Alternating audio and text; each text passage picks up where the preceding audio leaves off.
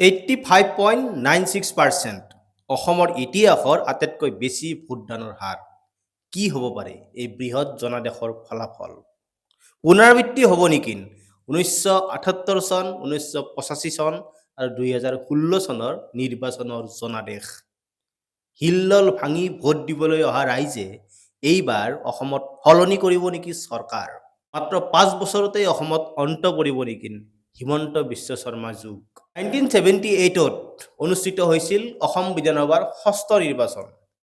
সেইবাৰ অসমত ৰেকৰ্ড সংখ্যক 66.85% ভোটদান হৈছিল। এই নিৰ্বাচনৰ ঠিক আগে আগে দেশত জৰুৰীকালীন অৱস্থাৰ ইমাৰ্জেঞ্চিৰ অন্ত পৰিছিল, যাৰ বাবে এইটো নিৰ্বাচনত কংগ্ৰেছ দলৰ বিপক্ষে আৰু জনতা দলৰ সপক্ষে বতাহ বলিছিল। গতিকে বহুতে ক'ব খোজে 1978ৰ নিৰ্বাচনত অসমত কংগ্ৰেছক ওফৰাই জনতা দলৰ চৰকাৰক ৰাজপথত বহুৱাবৰ বাবে ৰাইজে বিপুল হাৰত ভোটদান কৰিছিল। সেইবাৰৰ নিৰ্বাচনত অসমত জনতা দলৰ চৰকাৰ হৈছিল হয়, কিন্তু বিপুল হাৰত হোৱা এই ভোটদানৰ অন্যতম কাৰণটোৱেই আছিল সেই সময়ত অসমৰ ভোটাৰ তালিকাত ভোটাৰৰ সংখ্যাৰ অস্বাভাৱিক বৃদ্ধি। মানে 1972 চনৰ পৰা 1978 চনলৈ অসমত 16,45,939 জন ভোটাৰ বৃদ্ধি হৈছিল। ইয়াৰ কাৰণ আছিল বাংলাদেশৰ পৰা হোৱা প্ৰব্ৰজন। চৰকাৰী ব্যৱস্থাৰ সুৰুঙা লৈ এই বাংলাদেশী প্ৰব্ৰজনকাৰীসকলে ভোটাৰ তালিকাত নাম সুমুৱাবলৈ সক্ষম হৈছিল, যাৰ বাবে পৰৱৰ্তী পৰ্যায়ত অসম আন্দোলন আৰম্ভ হৈছিল আৰু 860 জন মানুহ শ্বহীদ হৈছিল। পিছে এই 16 লাখ ভোটাৰৰ মাজৰ পৰা কিমানজন প্ৰব্ৰজনকাৰী বাংলাদেশী চিনাক্ত হ'ল সেয়া আমি সকলোৱে দেখিলোঁ। সেয়া আলোচনা কৰাটো আজি বাহুল্য কথা। অসম আন্দোলন শেষ হোৱাৰ পিছত 1985 চনত অনুষ্ঠিত হোৱা অসম বিধানসভাৰ নিৰ্বাচনত অসমত পুনৰ ৰেকৰ্ড সংখ্যক 79.21% ভোটদান হৈছিল।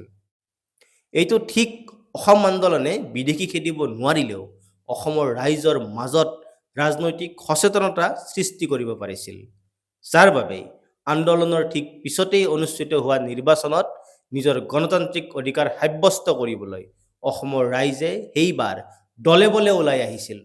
সেই নিৰ্বাচনত অসম গণ পৰিষদে চৰকাৰ গঠন কৰিছিল হয়, পিছে সেইটো নিৰ্বাচনত এজিপি দলে 106খন আসনত প্ৰতিদ্বন্দ্বিতা কৰি মাত্ৰ 60খন আসনে লাভ কৰিছিল।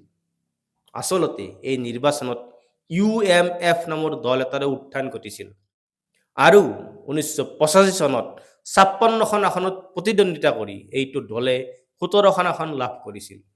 UMF মানে হ'ল সংযুক্ত সংখ্যালঘু মৰ্চা।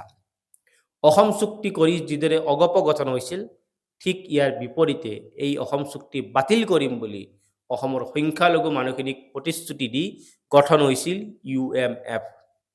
এই দলটোৱে 1985 চনৰ নিৰ্বাচনত নিজে কিমানখন আসন পালে সেইটো পিছৰ কথা, কিন্তু UMF দলে কংগ্ৰেছৰ ভোট বিভাজন কৰি বহুকেইখন আসনত 1985 চনৰ নিৰ্বাচনত অগপৰ বিজয় নিশ্চিত কৰিছিল। ইয়াৰ পিছত ৰেকৰ্ড সংখ্যক 84.67% ভোটদান হৈছিল 2016 চনৰ নিৰ্বাচনত। সেই নিৰ্বাচনত কংগ্ৰেছৰ অপশাসনৰ পৰা পৰিত্ৰাণ বিচাৰি অসমৰ ৰাইজে হিলদল ভাঙি ওলাই আহি বিজেপি আৰু ইয়াৰ মিত্ৰ দলক ভোটদান কৰিছিল। সেইবাৰৰ এই ব্যাপক ভোটদানৰ আঁৰত আছিল মোদী ঢৌ। দুৰ্নীতি বন্ধ কৰি দিম, বিদেশী খেদি দিম বুলি সেই সময়ত নৰেন্দ্ৰ মোদীয়ে দিয়া উদাত্ত ভাষণবোৰে সেই সময়ত মানুহৰ মাজত মেজিকৰ দৰে কাম কৰিছিল।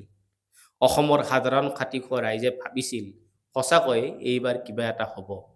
পিছে তাৰ পাছৰ 10 বছৰত অসমত কি হ'ল আমি সকলোৱে দেখিলোঁ। পিছে অকল যে ভোটদানৰ হাৰ বেছি হ'লে চৰকাৰ সলনি হয় তেনেকুৱা নহয়। 1991 আৰু 2001 চনত তুলনামূলকভাৱে কম ভোটদান হোৱাৰ পিছতো অসমত চৰকাৰ সলনি হৈছিল। 1991 চনত ভোটদান হৈছিল 74.67%। সেইবাৰ অগপক ওফৰাই কংগ্ৰেছে অসমত ৰাজপাট দখল কৰিছিল। এইটো নিৰ্বাচনত এজিপি অৰ্থাৎ অগপৰ পৰাজয়ৰ অন্যতম কাৰণেই আছিল দলীয় অন্তৰ্কণ্ডল। ইয়াৰে সুযোগ লৈ হিতেশ্বৰ শইকীয়াৰ নেতৃত্বত কংগ্ৰেছে দিছপুৰ দখল কৰিছিল। ইয়াৰ বিপৰীতে 2001 চনত প্ৰফুল্ল কুমাৰ মহন্ত চৰকাৰৰ দ্বিতীয়টো কাৰ্যকালৰ ব্যৰ্থতাবোৰে পুনৰ তৰুণ গগৈৰ নেতৃত্বত কংগ্ৰেছক অসমৰ ৰাজপথত বহুৱাইছিল। 2001 চনৰ নিৰ্বাচনত ভোটদানৰ হাৰ আছিল 75.05%। এই দুয়োটা নিৰ্বাচনত তুলনামূলকভাৱে কম ভোটদান হোৱাৰ অন্যতম কাৰণ আছিল আলফা আৰু আন সন্ত্ৰাসবাদী সংগঠনবোৰৰ সন্ত্ৰাস। বোমা ফুটি বা গুলী খাই মৰিম বুলিও বহু মানুহে এই সময়বোৰত ভোটদান কৰিবলৈ যোৱা নাছিল। পিছে 85.96% ভোটদানেৰে এইবাৰ কি হ'ব? আচলতে এতিয়া অসমত দুটা নেৰেটিভ চলিছে।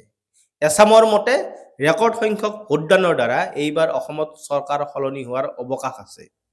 পিছে আন এছামৰ মতে যোৱা দুটা বছৰত বিহাৰ আৰু মহাৰাষ্ট্ৰতো একেই ৰেকৰ্ড সংখ্যক ভোটদান হৈছিল আৰু ইনকামবেণ্ট চৰকাৰেই পুনৰ শাসনৰ গাদী দখল কৰিছিল।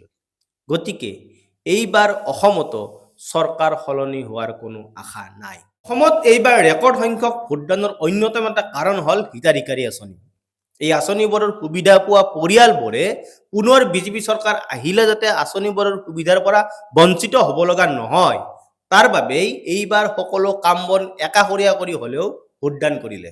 এইবাৰৰ নিৰ্বাচনৰ এই ৰেকৰ্ড সংখ্যক ভোটদানৰ আন এটা কাৰণ হ'ল ভোটাৰ তালিকাৰ স্পেচিয়েল ৰিভিজন, যাৰ বাবে ৰিপিটেটিভ নামবোৰ আৰু মৃত ব্যক্তিৰ নামবোৰ বাদ পৰিল। পিছে এই দুটা কাৰণৰ বিপৰীতে এক বৃহৎ সংখ্যক ভোটাৰে বিজেপিৰ বিৰুদ্ধেও এইবাৰ ওলাই আহিল নেকি? কাৰণ ইয়াৰ আগৰ 2021 চনৰ নিৰ্বাচনতো 82.4% ভোটদান হৈছিল। সেইটো নিৰ্বাচনৰ কিছুদিন আগতে কা আইন বিৰোধী আন্দোলনে অসম কঁপাই গৈছিল। ইলেকশ্যনৰ সময়তো প্ৰবল বিজেপি বিৰোধী ঢৌ আছিল। সেইবাৰ অনুমান কৰা হৈছিল অসমৰ ৰাইজে কা আইনৰ বিৰোধিতাৰে বিজেপিৰ বিপক্ষে ভোটদান কৰিছে। পিছে ফলাফল আহিল বিজেপিৰ পক্ষত। পিছে 2021 চনৰ নিৰ্বাচনৰ ফলাফলৰ অৰ্থ এইটো নহয় যে অসমৰ এটা বৃহৎ সংখ্যক জনতাই কা আইন বিৰোধিতা কৰি বিজেপিৰ বিৰুদ্ধে ভোট দিয়া নাছিল। তেওঁলোকে ভোট ঠিকেই দিছিল। আচল কথাটো আছিল বিৰোধীৰ ভোট বিভাজন। নতুনকৈ গঠন হোৱা ৰাইজৰ দল আৰু অজাপই বিৰোধী মিত্ৰজোঁটত অংশগ্ৰহণ নকৰাৰ বাবে 2021 চনৰ নিৰ্বাচনত বিজেপি আৰু মিত্ৰ দলসমূহে প্ৰায় 20টা সমষ্টি দখল কৰিবলৈ সক্ষম হৈছিল। যদি সেইটো নিৰ্বাচনত আটাইবোৰ বিৰোধী শক্তি একগোট হল হয়, তেন্তে অসমৰ ৰাজনীতি আনফালে গতি কৰিলে হয়। আগৰবাৰৰ ভুলৰ পুনৰাবৃত্তি নকৰি AIUDFক একাষৰীয়া কৰি এইবাৰ বিৰোধী শক্তি একগোট হৈ নিৰ্বাচনত নামিছিল। এই সন্মিলিত বিৰোধীৰ বাবেই এইবাৰ সলনি হ'ব নেকি অসমৰ দৃশ্যপট? ইয়াৰ বিপৰীতে অগপ দলৰ এইবাৰ কি হ'ব? সংখ্যালঘু প্ৰাৰ্থীৰে ভৰি পৰা দলটোক এইবাৰ অসমৰ ৰাইজে কিমান বিশ্বাসত লৈছে? আনহাতে সমষ্টি পুনৰ নিৰ্ধাৰণে কি প্ৰভাৱ পেলাব এইবাৰৰ নিৰ্বাচনত? এই সকলোবোৰ কথাৰ বাবে সকলোৱে এতিয়া অপেক্ষা কৰিছে 4 মে তাৰিখলৈ। আপুনি কি ভাবে? কি হ'ব এইবাৰৰ নিৰ্বাচনৰ ফলাফল? কমেণ্ট কৰি জনাব। ধন্যবাদ।